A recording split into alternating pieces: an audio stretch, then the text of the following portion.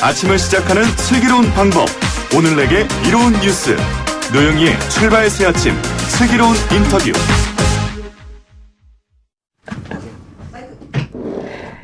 네, 조로남불이란 신조어까지 나오면서요. 조국 후보자와 관련한 의혹들이 연이어 쏟아지는 상황입니다. 청문회를 앞두고 조국 대전이 뜨겁다 못해 활활 타고 있습니다. 여기에 불씨 하나를 더 당길 분이 계시죠. 조국 저격수 경남대 정치외교학과 김근식 교수 연결해서 조국 후보자의 청문회 쟁점들 짚어보겠습니다. 교수님 안녕하세요. 네, 안녕하세요. 네, 그 조국 후보자하고 비슷한 시기에 같은 대학을 나오셨죠? 네네네. 네, 근데 어떻게 하다가 조국 저격수 이런 수식어가 붙으신 겁니까?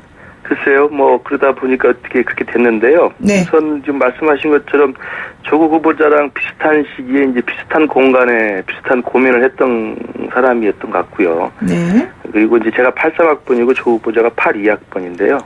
그리고 그 이후에 삶의 그 진행 과정도 보면 비슷한 생활을 좀 한 것 같아서 조국 후보자는 산호명 사건으로 구속이 됐습니다만 저도 비슷한 시기에 9학년 사건으로 구속이 된 경험이 있고, 네. 그리고 이제 그 학생을 마친 다음에도 조국 교수도 이제 학계에 남아서 교수를 했고, 저도 지금 교수를 하고 있고요.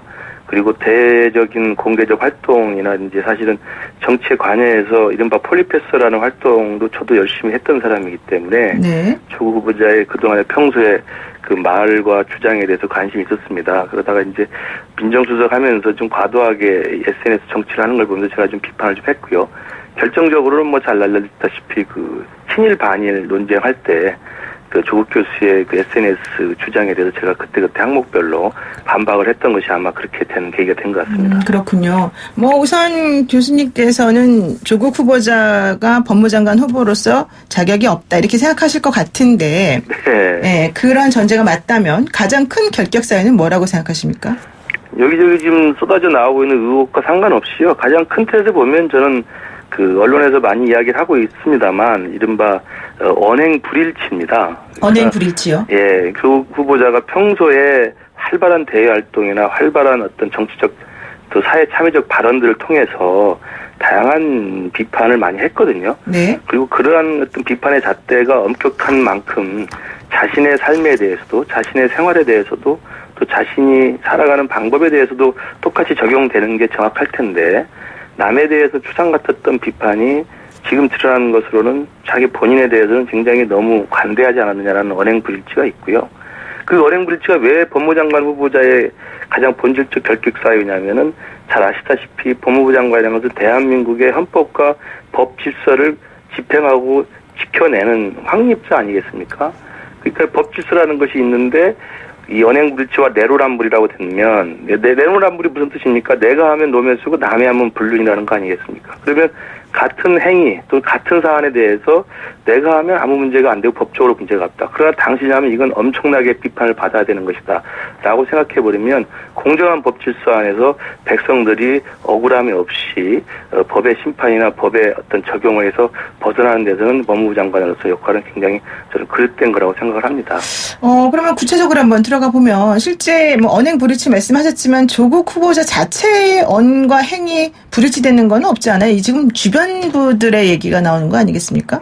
그게 이제 많은 의혹에 대해서 어제 민주당 쪽에서 나온 이야기가 이게 가족들에 관한 걸 가지고 조국 후보자를 해서는 안 된다는 이야기를 하는 건데요. 저는 그 부분도 엄밀히 따져보면 지금 이야기되는 딸 입시와 관련된 거라든지 그다음에 가족들 중에서 동생과 동생의 전처라고 하는 분 사이에서 이야기들을 어제는 동생이 입장문을 내고 그제는 동생의 전처라는 분이 호소를 냈습니다만은 이게 가족들의 사생활으로 후보자를 사실은 잘못 공격하고 있다고 이야기하는 것이 국민 정서상 맞지 않는 것도 한 가지입니다. 그 가족들에 대한 신상털기라고 하는 이 의혹 제기가 조국 후보자와 연관이 돼 있기 때문에 그런 거거든요. 네. 딸이 고등학교 때 어디 고등학교를 진학을 하고 그 과정에서 어떤 스펙을 쌓아서 대학을 어떻게 들어가고 대학 들어간 이후에 어떤 학교 생활을 하는 거에 대해서 부모로서 아버지로서 그걸 모를 리가 없지 않겠습니까?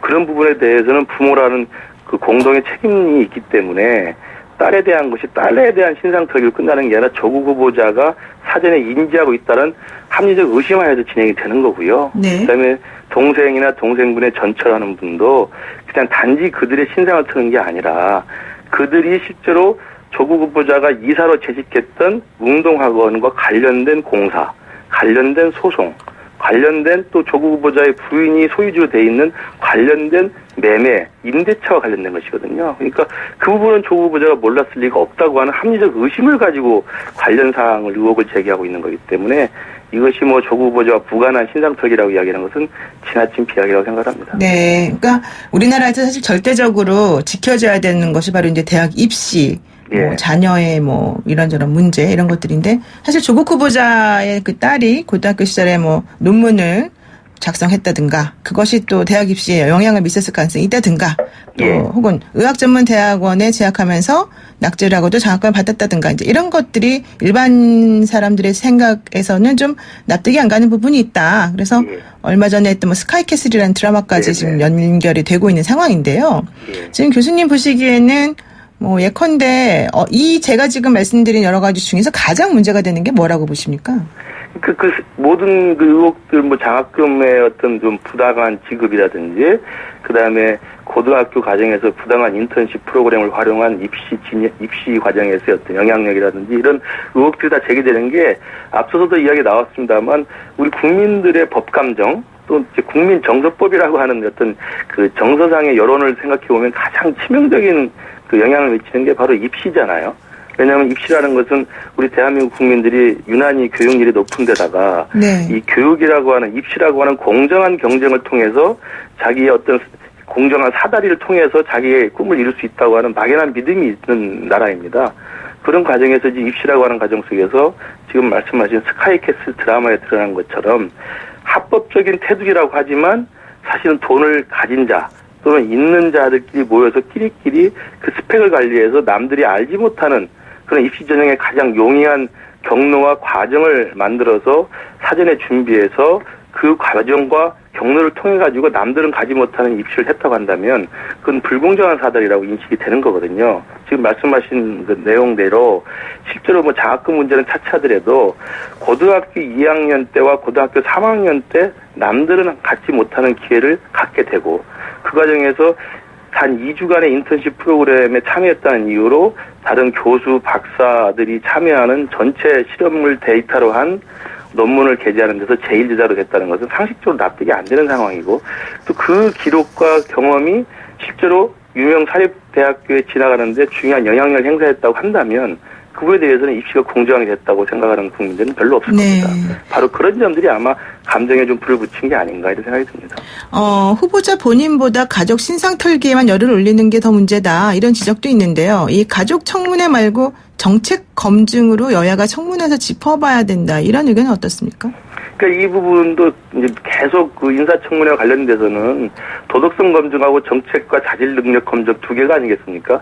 근데 이제 우리는 이 인사청문회가 정쟁의 수단으로 이제 변질되는 측면이 많아서 도덕성 검증을 하다 보니까 도덕성 검증을 하면 아까 제가 말씀드린 것처럼 후보자와 관련된 다양한 이야기들과 의혹들이 이제 제기가 되는 거고 정작 인사청문회는 하루밖에 되지 않기 때문에 청문회 당일날은 정책 검증은 뒤로 밀리는 경우가 많습니다. 그래서 이 부분에 대해서는 여야 공이 실제로 다 정권을 잡아오는 사람들이기 때문에 인사청문회가 법제도적으로 개선돼야 한다는 점에서는 많은 분들이 공감을 하는 것 같아요. 그럼 어쨌든 간에 현실은 인사청문회가 아직은 과거 미국의 사례처럼 지금의 미국의 사례처럼 비공개적으로 도덕성 검증은 따로 하고 공개적인 검증은 정책 검증을 한다는 걸 제도화시키면 되는데 그게 못하고 있기 때문에 청문회 당일날 일단 도덕성 검증에 굉장히 열을 올리는 게 사실입니다. 그렇다고 한다면 현실로 받아들였을 때 도덕성 검증이 치열한 쟁점이 된다고 했을 때 인사 검증 과정이나 또는 거기 인사청문회에 나서는 후보자 스스로가 도덕성에 하자가 있고 자기 삶에 문제가 있다고 생각하면 그걸 받지 말던가 임명하지 마는 게 제가 볼 때는 지금 현실적 인사청문회 제도상으로는 해야 될 일이라고 생각합니다. 8328 쓰시는 분이 뭐 사소한 것까지 전부 따지면 누가 일을 하겠습니까? 뭐 이런 취지로 말씀을 하시기도 하셨는데요.